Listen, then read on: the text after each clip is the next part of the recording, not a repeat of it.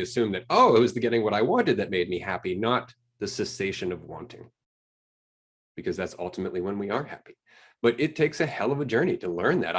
I'm 43. I'm still learning that. It was just recently, within the last year, that I was communicating to Andrew that what I really want, and I've always wanted for a long period of time, is a chunk of land that I can basically use to learn how to garden, build some solar panels, maybe start a little community, and then branch out from there, start other communities in different countries, and start a network of people who all work together. We can trade resources, we can form our own shipping network, as it were. There's a whole bunch of things that I would love to do.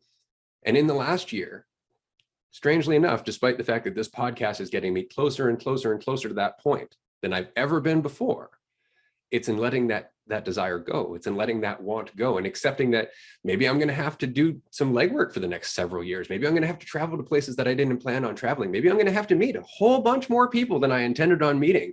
And maybe I won't get what I want. Maybe it's going to be totally different than anything I've ever envisioned. And that's worth it for me, because every time I've wanted something and stuck on that want to the point where I got it, I had already changed. So by the point I got it, it wasn't what I thought it was going to be, because I wasn't the person who originally wanted it.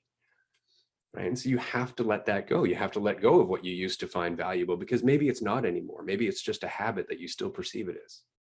Sometimes you don't get what you want, but you get something better, or you get something that you need, or you get what a future version of yourself who you don't know yet wants, which you can't want now because you're not that version yet. But by trusting the process and going out and venturing into the unknown, all of that kind of figures itself out. I think that's kind of the beauty in it. When you just trust your intuition and just do what you're passionate about without focusing on the result, everything else happens. Absolutely, because then not only are you getting an end result, you are becoming the kind of person who can appreciate